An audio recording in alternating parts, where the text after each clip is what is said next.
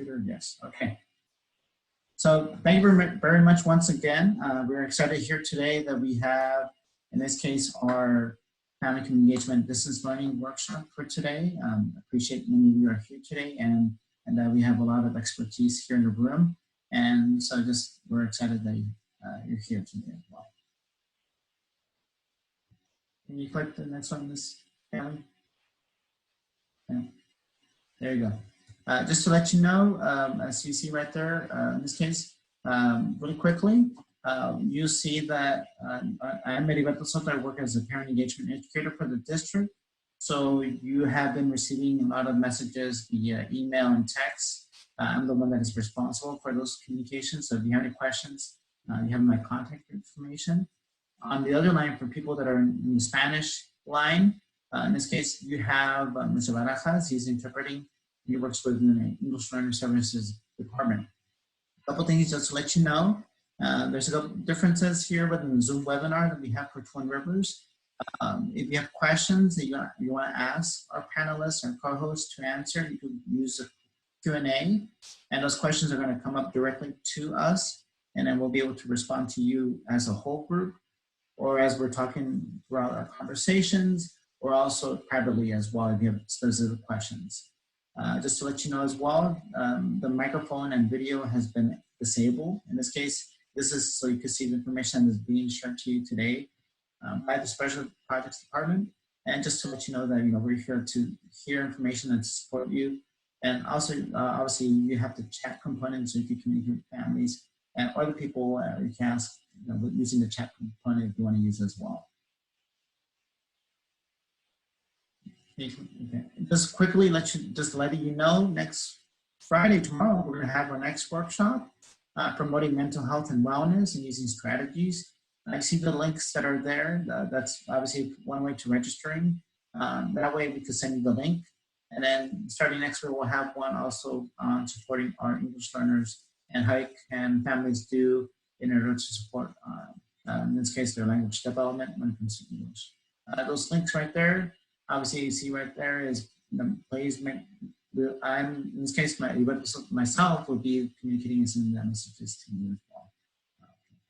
So with that ahead, I'll just transition on my end and I'll let Ms. Young introduce herself and then we'll start from there. Good afternoon, everyone. My name is Kelly Young. I am a PBIS specialist for Twin Rivers, and we are going to, today we're going to let you know what PBIS is. It's Positive Behavior Interventions and Supports, and we are going to give you some tips on how to put these practices into place at your home as well. And I will have my colleagues. This is our team. We're part of Special Projects. Our director is Andrew Withers. Our coordinator is Christine Flock. And then I'll have my other two colleagues introduce themselves. Julia? Hi, everyone. It's a pleasure to be here with you this afternoon. We hope that you have some of your questions answered, and we look forward to chatting with you throughout the presentation. So if you want to keep it interactive and let us know if you have any questions, that would be great. And I hope I have some familiar faces out there. I can't see you, but yeah. Okay, I'll let Mary take over.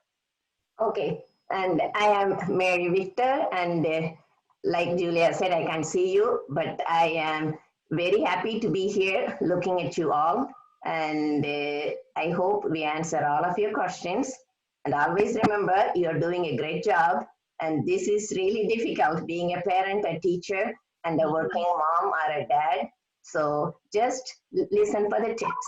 Thank you. And I forgot, we also have Mai Zhang in our department, and she is the glue that keeps everyone together. All right. So what I'm going to start with is I'm going to start with a story that I think represents PBIS very well, the idea behind it. And since it's hard to have gosh, 42 participants read it all at the same time and figure out who's done.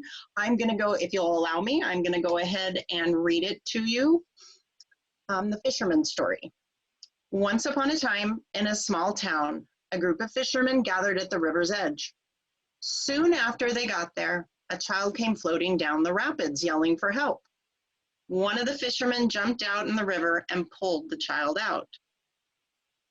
A few minutes later, another child came, then another, and then another. Soon the fishermen were all diving in, dragging children to safety. They continued jumping in over and over again, trying to save as many children as they could. During this frenzy, one of the fishermen, I need to move this, walked away.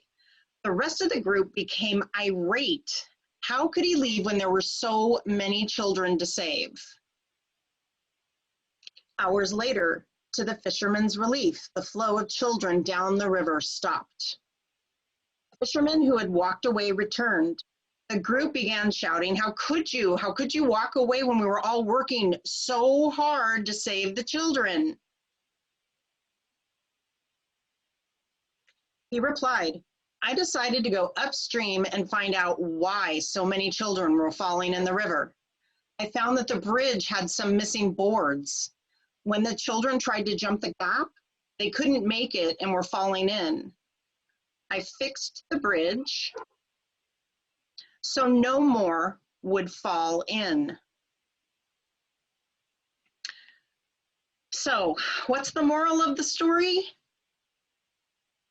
That we want to be proactive and not reactive when we're dealing with behavior in our classrooms and actually at home as well. And how do we do this? It's through the steps that we train on all the time in PBIS. PBIS, the purpose of it, PBIS has been, for the last 20 to 25 years, it has been used in schools across the country, and there's been much research done on its effectiveness. And when done with fidelity, that everybody does what they said they're gonna do, it works. And the fundamental purpose of it is to make schools more effective learning environments. And for schools to be more effective learning environments, students, there needs to be safety, there needs to be consistency, positive, and there needs to be predictable routines in place. And that's the fundamental purpose of PBIS. All right, Julia, I'll hand it over to you. Hi, everybody again. So we just wanted to do a little check-in and see how it's going. We kind of, by reading your questions, we know that there are some frustrations, and I'm sure there's also wonderful things happening at the same time. But so I'm just going to open a poll real quickly, and I'm just going to ask you to let us know how sheltered in place family life is going for you. So how is it for your family right now? And this is anonymous, so be honest. Are you enjoying the time together? Or are there some frustrations somewhere in the middle? I see lots of people joining in. This is great. Wow. It's good to see that we have some happy faces. Very many happy faces.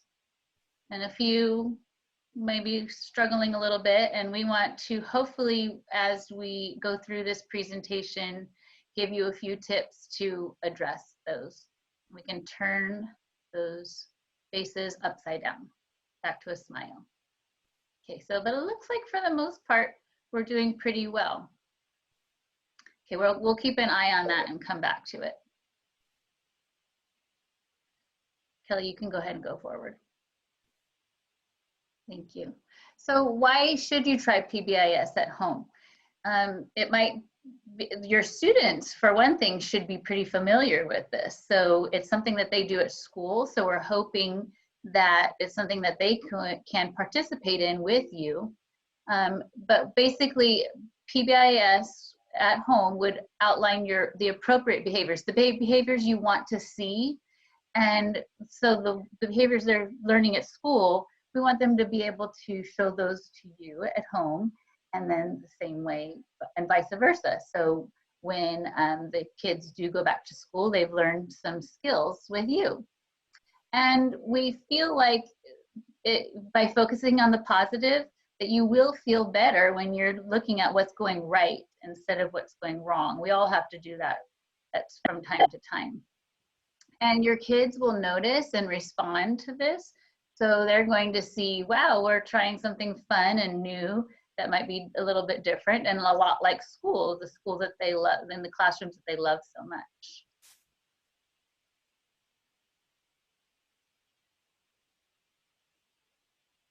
I like that here that our families have been lucky as the adults are at home and we haven't had a loss of employment, and that's so wonderful to hear.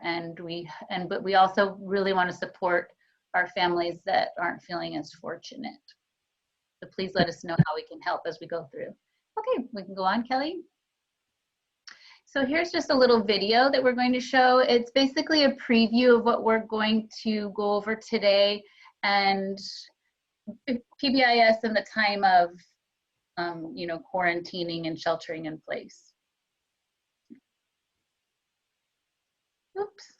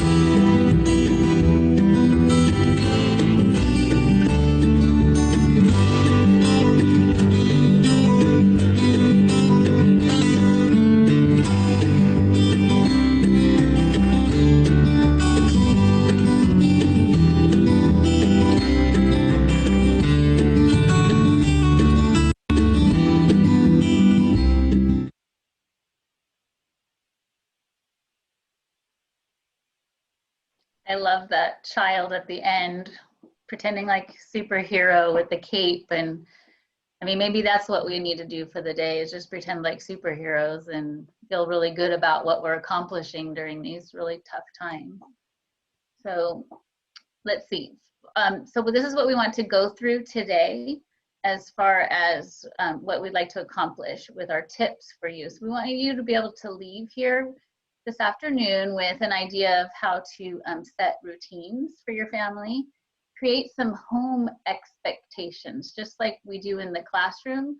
With PBIS, we have, maybe you've seen the posters around the schools, and it says things like be safe, be responsible, be respectful. So your students know what those are for their school. So we'd like to help you create some for your house. And then number 3, how to teach those expectations and constantly practice those expectations and remind our children of those expectations often, again and again and again. And then also acknowledging, so that means we're praising them for when we do see them doing the right thing. We make sure it's like we do as teachers, we always want to try to capture when they're doing what they're supposed to be doing and acknowledge that right away. Like, thank you so much for sitting on the couch instead of jumping on the couch. So that's something that we'll talk about today. And then number 4, lastly, how to correct some of those unwanted behaviors we heard about in we read in some of your questions, like the lack of motivation and some of the things that they're pushing their siblings because they're frustrated right now. So how can we correct some of those behaviors? So as far as setting routines, I think, and somebody also said in the questions that they felt like their child was really missing school. And we completely understand that. And I think one of the things that they like about their teacher and being in the classroom is the routine, that they know what to expect. So a lot of times teachers will have things, well, right away when they get to school, maybe their routine is to go have breakfast and it's at a certain time. And then after breakfast, they go to the playground and they know what they're going to find out at the playground, their friends, tetherball.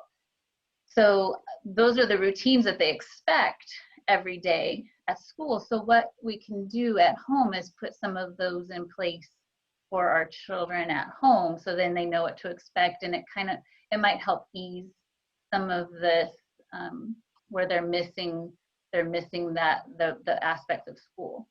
So if you start by identifying some of the school tasks that need to be done, maybe whatever the expectation is for Zoom or your teacher meetings, or are you meeting at a certain day with the teacher? Is there a certain amount of minutes they need to be completing during iReady?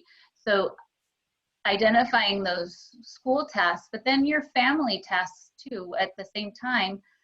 Maybe somebody is preparing breakfast for everybody. Well, I mean, maybe that's a task and who's doing the dishes afterwards. And so the things that need to be done in your household to help your household run smoothly at this time, have that conversation with your children and make a list, and let's identify some of those. And then providing choices is important. I heard a lot about engagement and motivation when we read your questions, like how do I get them to do what they're supposed to be doing? So providing some of those choices helps a lot. Like, do you want to do it now or after lunch? Would you like to complete this task before, or if you complete it before, then you can watch this show after you complete this task. So giving them the choices of when they want to do things, not what they have. I mean, there's things that they have to do, right? We don't want them leaving their dishes on the table. They have to bring them into the kitchen, but maybe choices as far how that works. And so if creating those daily, weekly schedules that work for your family, we have some examples for you, and hopefully you've been able to explore some from the teachers that the teachers have shared, and make one that's going to work well for your family. Okay, and then talk about that schedule and how it's working. Maybe one day it did not work very well, and maybe you want to make some changes to it and have these conversations to how it's going to work best. But we do want to say, make sure your routine is something that's going to fit well for your family. We certainly understand, like, some of you are not able to even have breakfast at home together if we're working, or if your child's going to work with you. So these are just examples of routines, but we definitely understand that every family's routine is going to need to look differently. Okay, so here's some examples for you. And then these schedules can also be found on the Twin Rivers distance learning page. I think Edberto has provided those links for you in the documents. But as you can see, they're broken down by grade level. So if you could just, in the chat box, let us know, has your family already created a daily schedule? So maybe if you just answer in chat, yes, we have, no, we haven't. How do we, yes, we have. So we already have some that are working on that. Very good. That sounds good. Okay, thank you for your responses. And again, sometimes when we're, as Mary mentioned, we understand during these times it's really difficult, and we're having, some days are good and some days are not. So if your schedule needs to change one day, if your routine needs to change, and you just need to take the family for a drive to find some flowers, or you know, to sit and have a picnic together, then absolutely take care of your needs and take care of yourselves during this time. And sometimes we just need to forget the schedule if we can. So, okay. So we're going to get to these chat questions. And as Kelly talks about, creating those expectations we talked about.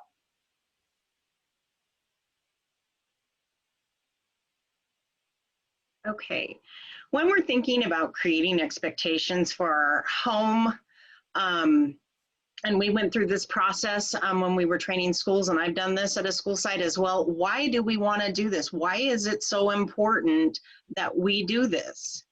Well, the first reason, there's a common understanding. Everyone is on the same page, so there isn't any confusion about what is going on. About, do we walk in the hallway? Do we run in the hallway? How do we, are we quiet in the hallway? Are we, do we yell while we're in the hallway? These things, there needs to be a common understanding of how everyone can be together in the same place.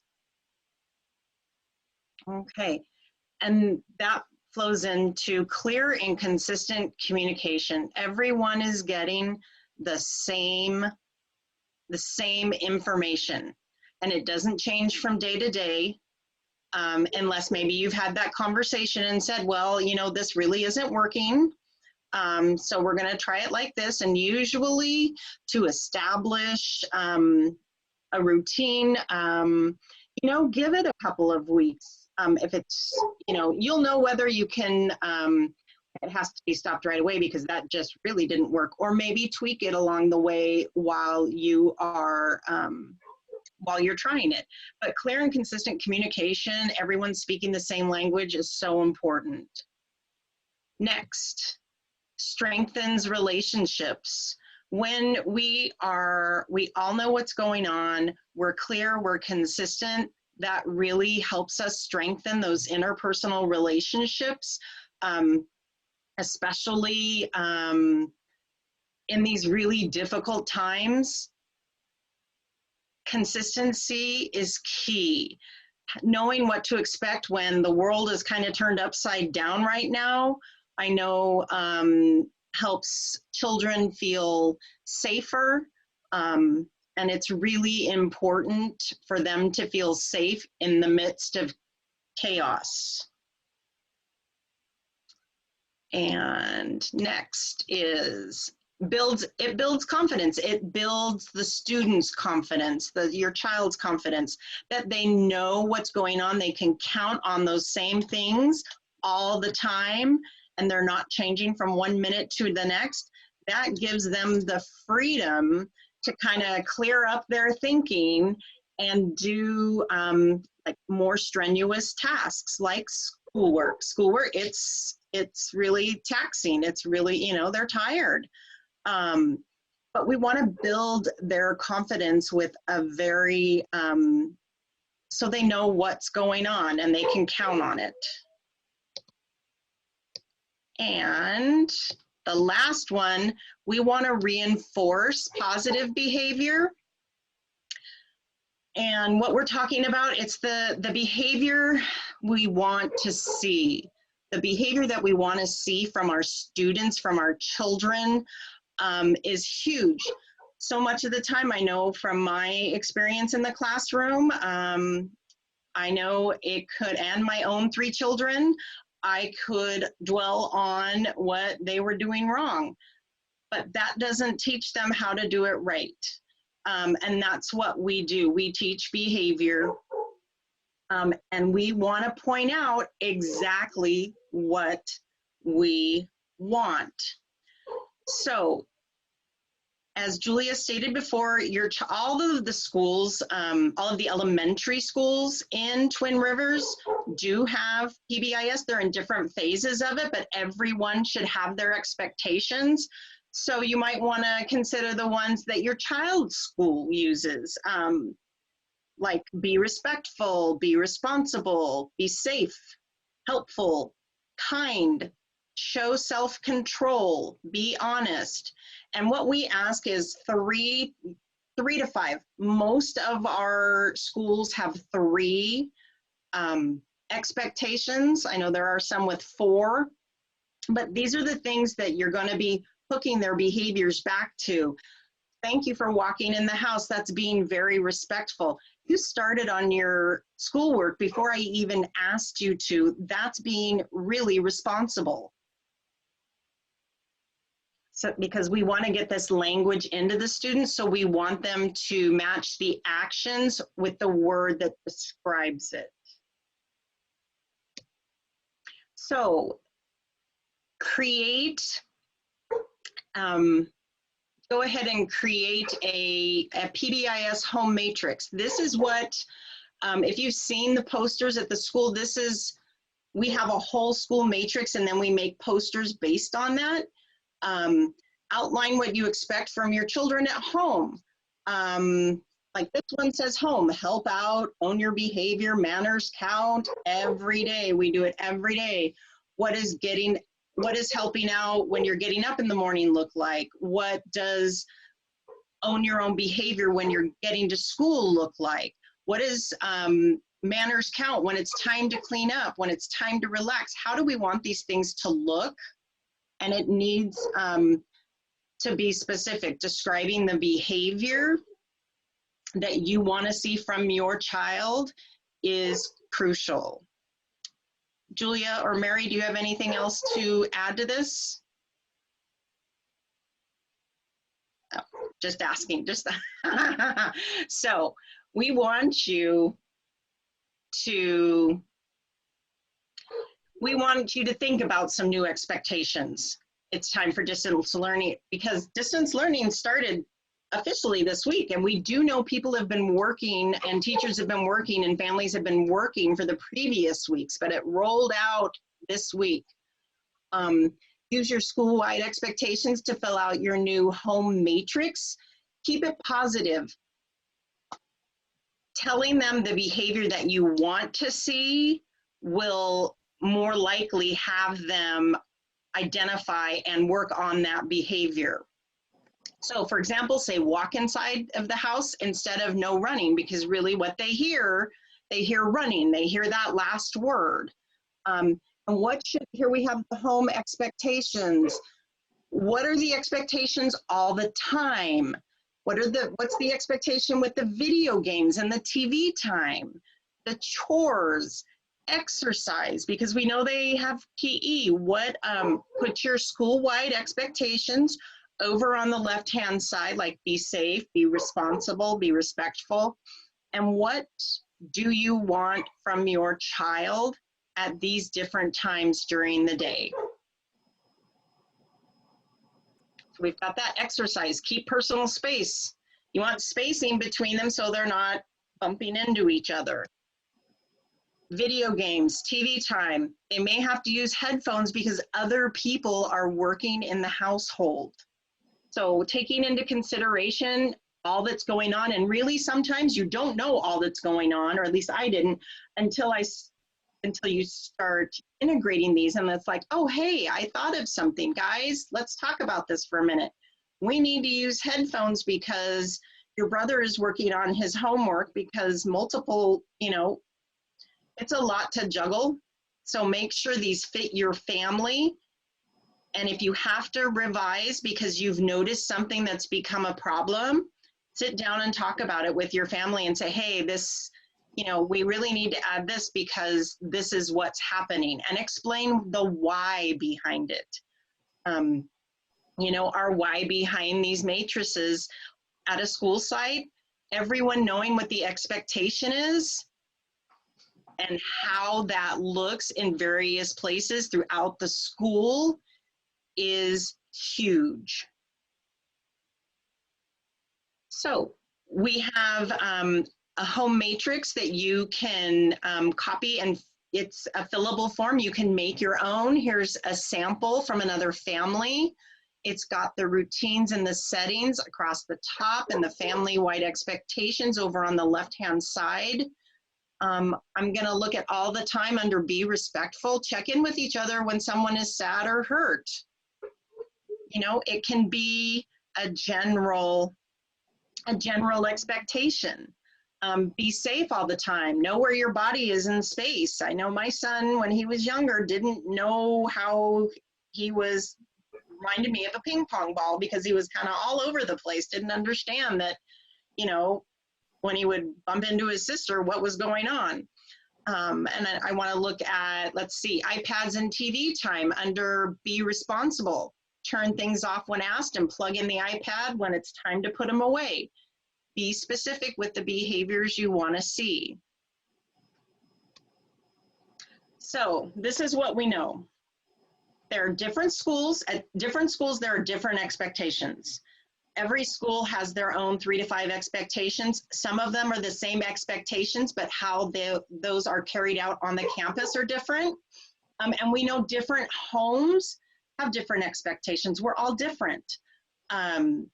So that's okay. It is what it is. Whatever you as a parent decide, that is right. It's your home. How do you want to be together as a family? Set the expectations and then make sure that you follow through. Follow through is huge. Knowing, you know, talking about this and saying this is the kind of behavior that I want to see at this point in time, and expecting that behavior all the time and giving little reminders will help. And your child will know, oh, they just said that. They're not really going to do anything about that. They'll know you're going to follow through. Remember, every child's different, even children in the same household. So how one child reacts, another child might not react the same way to the very exact same message, or may not even hear the same thing that the other child hears. So keeping that in consideration, some things work with some siblings and some other things don't. I have that in my family as well. And what works for some children will not work for all. So we have to really be thinking about that when we're teaching our children these expectations and the behaviors that we want. So we want to encourage appropriate behavior. In order to do this, that behavior has to be taught. It has to be modeled by you, and it has to be modeled by your child, asking them to say, okay, I want to see you do it exactly the way it's supposed to be done. And if you need to show them, like, I don't want to see the behavior this way, you be the one to demonstrate that behavior. We always want the child to associate the correct behavior with themselves. It has to be practiced over and over and over and over and over again. When you get to the point when you're like, really, do I really have to say this again? And usually it's like, yes, because then you'll start seeing things as you go along and noticing that they're doing these behaviors. And that goes along with acknowledged. When you see the behavior that you want, acknowledge it and let them know what they're doing right and being specific. We'll talk more about each of these in depth. So first, we're going to look at teaching the behavior in every single setting. Tell your child how the behavior looks walking in the door, in the kitchen, in the bathroom. At the school site, we have, cafeteria. How do we act in assemblies? What's the expectation in the classroom? What's the expectation in the hallways? What are the expectations on the playground? And teachers and teams work really hard to solidify those for their school. And so all teachers, all staff are on the same page, because then you can have, you can remind a student, remember, we walk in the hallway and they can't turn around and say, well, so-and-so says I can run. I'm sorry, the expectation right up there on the wall on the poster says we walk in the hallway, and then you can continue on. So very, very important. And I would suggest, if you have one area, always start with one area. Doing it all in one time is really, it can be overwhelming. So I would always say, pick a specific area that you want to work on first and do that first. School I was at, we worked on, before we rolled PBIS out, officially, we worked on cafeteria. That's where we started, and we were able to grow other areas of the school out of that. So if you have an area in your home that you're having difficulty with getting the behavior you want, teach that first. Next, using positive language. Using positive language isn't like the cutesy voice, like, oh my gosh, you're doing so well, thank you so much.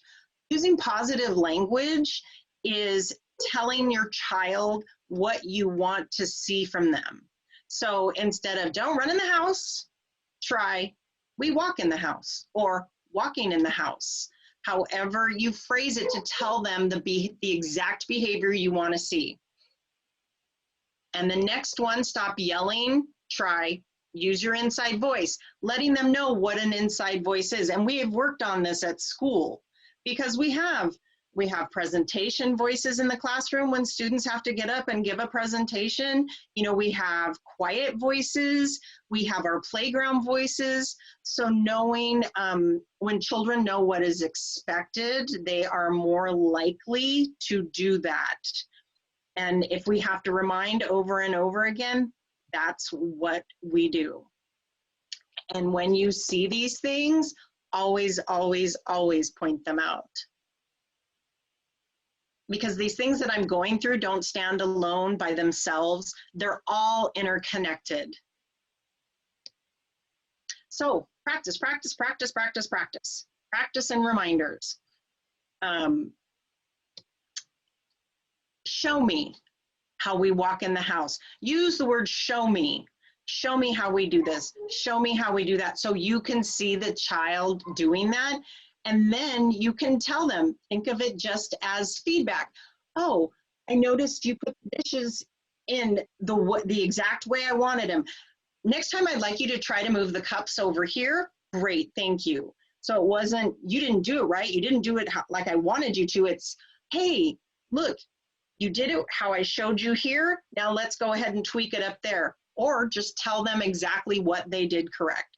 But we're going to have to keep reminding them that doesn't go away. And next, I had spoken about this before, the child always demonstrates the right way to do things. At schools, we make videos of teachers doing things the wrong way, and the kids love seeing that. They love seeing the teachers like, hey, they don't know how to act. Mrs. So-and-so, I saw you running in the hallway in the video. You know you're not supposed to do that. So we're always wanting them to demonstrate the right way. And then always model the behavior you want to see your child doing.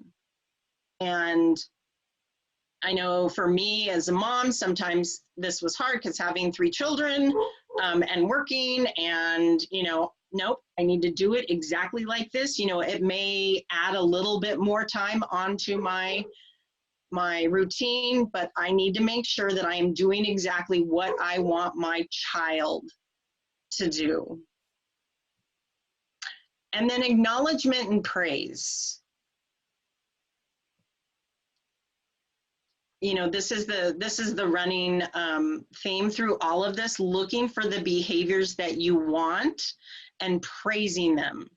And praise should be, it should be meaningful. You know, you really mean it. You're not just saying it to say it, like really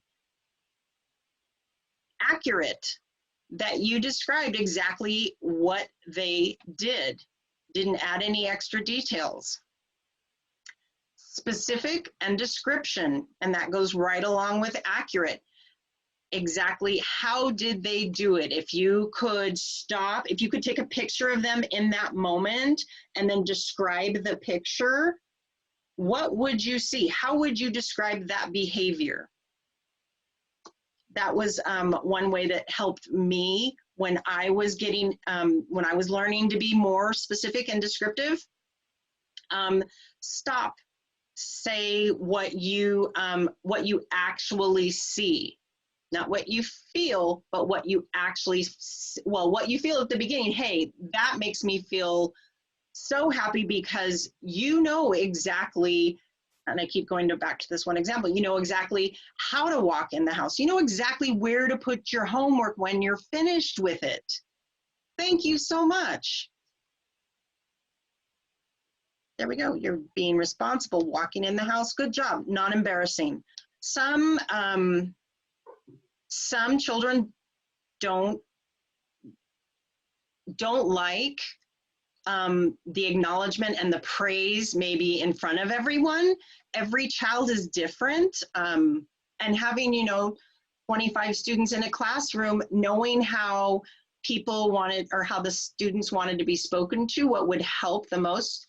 So if they don't like to be called out in front of everyone else, even if it is positive, you know, kind of take them aside and say, hey, this is what I saw you doing. Thank you so very much. Some of them may not care. They're like, woo, look what I did. And then give it in a manner that fits your style. In the beginning, it feels kind of stilted because you're learning, we're all learning something new. And when we learn new, we're going to make mistakes.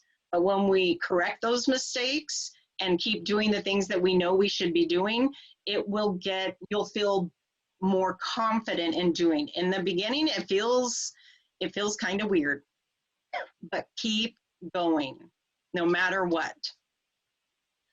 And what we always tell teachers and teams of teachers is, if someone has a behavior or a way of doing things that they've been doing and we want to teach them a new way, they have to do it at least, 28 times or more in order to get that behavior ingrained in their brain, because their brain always wants to go right to what they used to do. So it takes them shifting their attention to doing what you want them to do. So this all increases the chances of the desired behavior being seen again. And remember, when you see it, praise it. And some keys to acknowledging: frequent and immediately following the behavior you want to see. If they have, if they've demonstrated that behavior, we don't want to wait. Oh, I'll tell them later. No, get up, walk over to them and tell them exactly what they did well. And thank you very much. That's very important. It's important with acknowledging behavior. It's also important when you're correcting behavior. We don't want them, we want to give them immediate feedback in the moment. Next, be genuine, specific, and positive. Children know when you're just saying things to say things, when there's no meaning behind it. And being genuine, specific, and positive increases the chances that you will see that behavior again.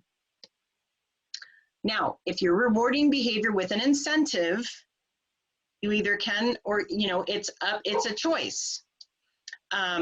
Know what your child wants and what they will work for and what they find motivating.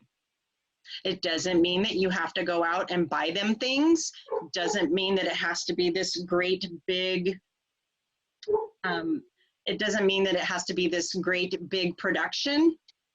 It's just find out what they like. Do they like being outside riding their bike, time with their friends, maybe play a certain video game, maybe spend time with the adults in their lives, brothers, sisters.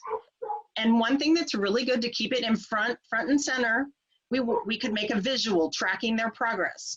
And all you have to do is you can get an 8.5 by 11 piece of paper. You can fold it up into little squares, open it up. You have all of your squares. You can put that date in or the behavior that you want to see. And if they did what they were supposed to do, you can color that in and they can see it and they can see it grow. What we train on is not to make it like it has to be done every single day. Or they lose their coloring because they didn't do it today. We want to put the days and we want to color in for the behaviors that they've done. And we want to do that when they've had a good day. And if it takes them, let's say we needed 5 colored boxes to get to our extra 15 minutes of time with their cousins or to play their special game, they don't have to be in a row. You know, and they can see, and helping them see, because they'll be like, why should I do that if I don't, you know, I'm never going to get there. That's why also keeping it like short in the beginning is good. And then you can lengthen the time as you see the behavior repeated over and over again. Make sure the choices that you give them, you are willing to allow. Don't let them make up things and say, oh yeah, I want that. Nope, you are the one that gives them the choices. And then it doesn't have to cost money. Often children want our attention. They most want our attention. And that is, you know, we're all busy. We're all working, and time and, you know, precious time with family is few and far between because we're all running in 10 different directions. So sometimes just play a game with them, take a walk with them, jump rope, go running with them, you know, whatever they like to do that with them. And then this is something that we also talk about in our classrooms, at our schools. We want to see 5 positives, like 5 positive statements to 1 correction. So students walking in the classroom, thank you for walking when you come in the classroom. You know, if you have to go over and correct a behavior right away, make sure you follow up with that child and say, hey, I noticed that you changed that behavior, good job. Because what we want them to know, what we want to focus on is what they are doing well. So once we give that correction, you know, they need to work on these things, go back and talk to them, just have a conversation, tell them what they're doing well, but have it not leaving that interaction, that correction is the last interaction that you have with them. It's huge as well.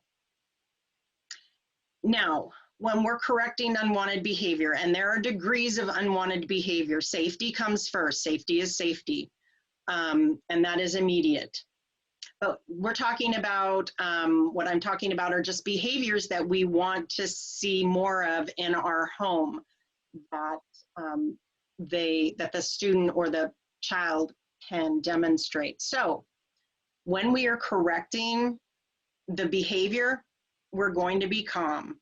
And if you need to take a couple breaths yourself, do that, because when we are calm, we have these things right here called mirror neurons, and the person that we're looking at it, if we're agitated and angry and yelling, they tend to mirror that that behavior. So calmly, you just describe the behavior. That's all. You don't have to put in anything extra, just describe the behavior that you're seeing that you don't want the child to engage in. And I have this example of, I see you're not in front of the computer watching your teacher teach the lesson. Because we do know there's all different schedules, different teachers are doing different things with, some are having Zoom meetings, some are doing Google Classroom, but there is an expectation that your child will be doing something. So that's the scenario that we're working from.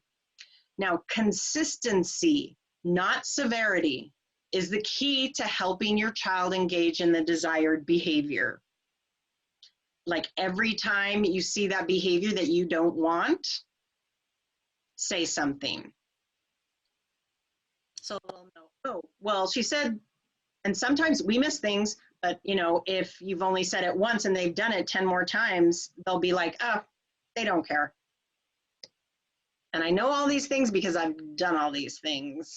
I've done it the wrong way.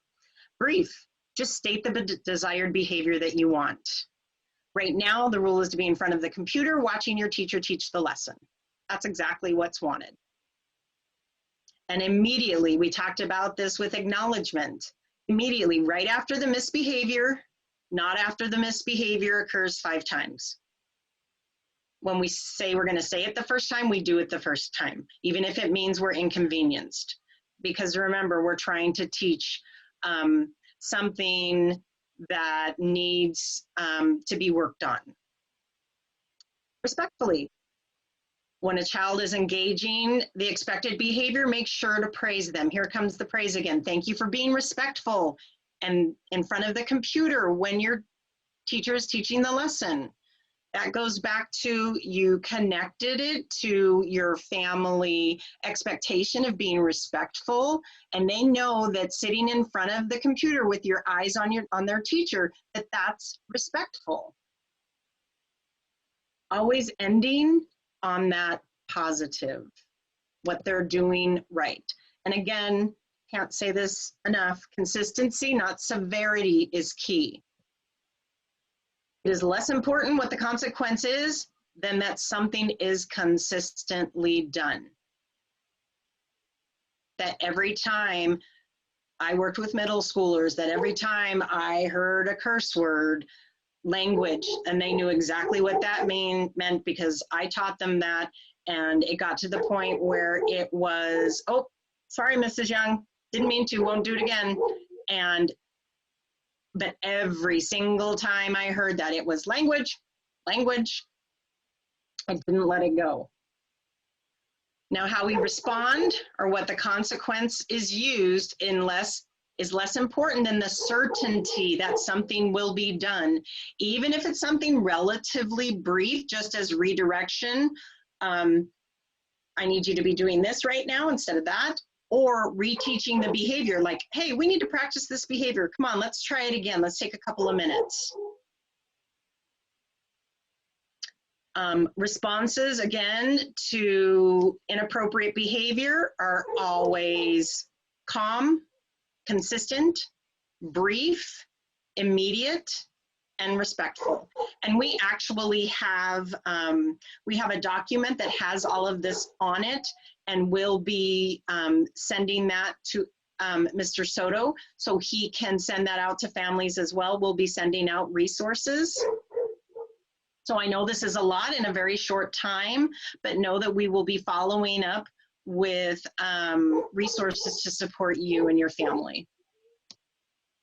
So to recap, steps to implementing the PBIS at home: you decide on your expectations. You can use the schools or you can have your own. You teach, practice, remind, and then acknowledge and praise for appropriate behavior and correct inappropriate behaviors, behaviors that you don't want to see. Acknowledge and praise for behaviors that you want to see, correct for those you don't. Now, this is a video called Every Opportunity, and it really shows the difference adults make. These are all adults associated with school. It really shows the difference between positive interactions and interactions that are less than positive.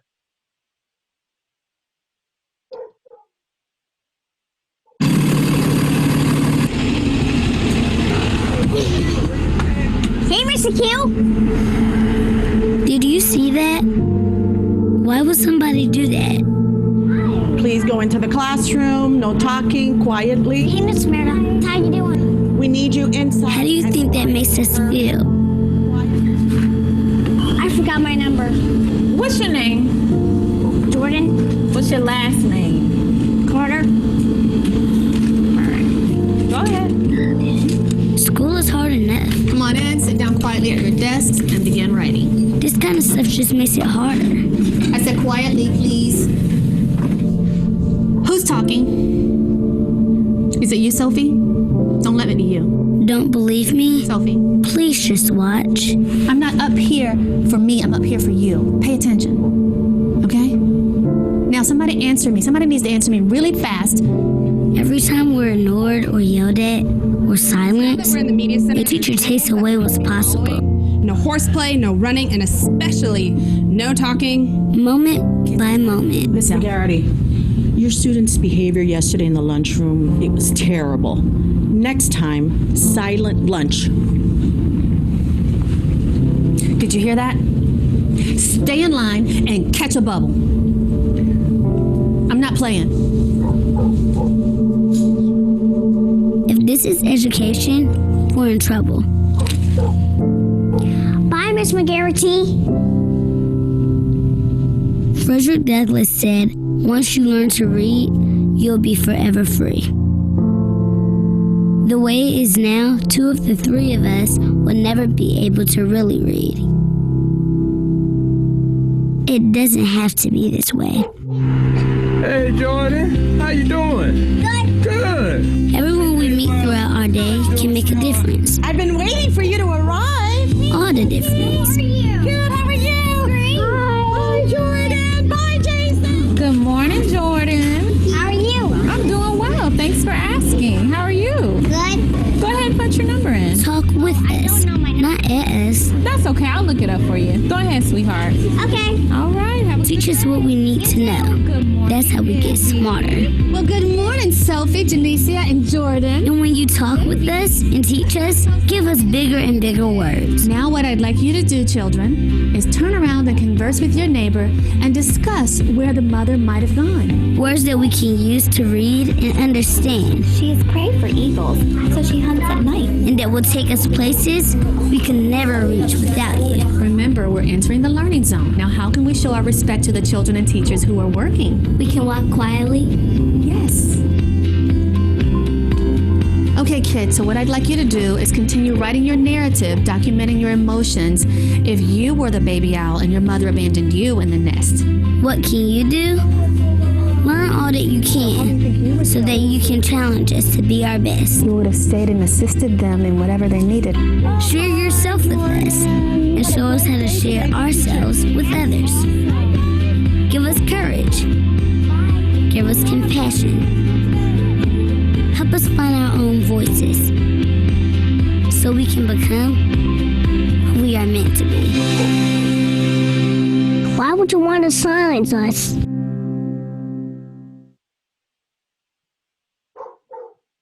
Every time I see that, it gives me chills. I just love that. And these are Julia, Mary, and myself, and there are our emails, and we all, we service about 34 different schools, and so we are each tasked with supporting different schools, and so that's why you see all those school names underneath us. We are there to support those teams in those schools with PBIS implementation at the school site and helping them with anything they need in order to do that.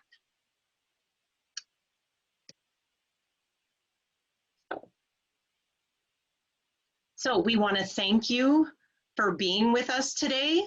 I am going to ask Mr. Soto to come back on and see if we have any questions that we need to go over right now, or if Mary or Julia has anything that they want to address that they saw in the chat box.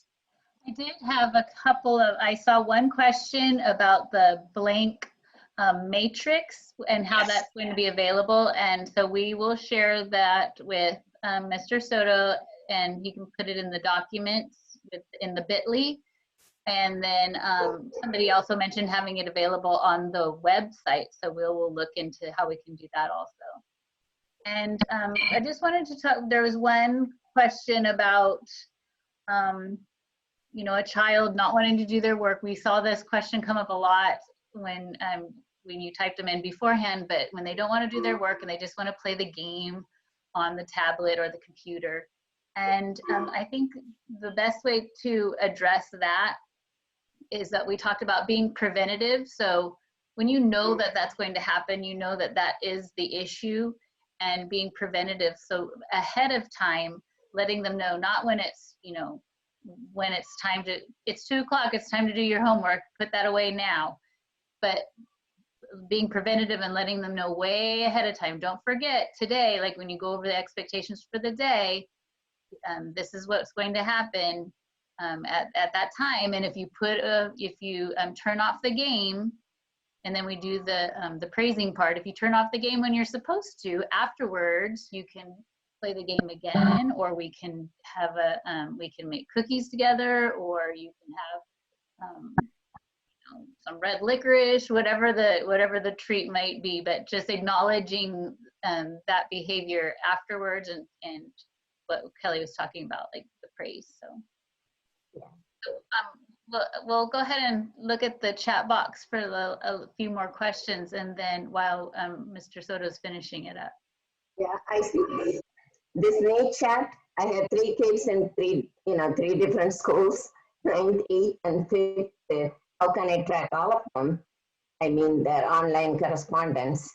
So you can set, times, and we can put it in the schedule. And like Kelly said, you can use, earphone, so that one can be doing Zoom, one can be doing Google Classroom, all of that. But how can you keep them in track? So it's all built up. So sometimes you let them self-manage, because my own grandchild, in the exercise things, the teacher has said, oh, keep a log, how many minutes you have done, what, every day, to keep the PE minutes. So once it has come, she has taken it upon herself to really manage.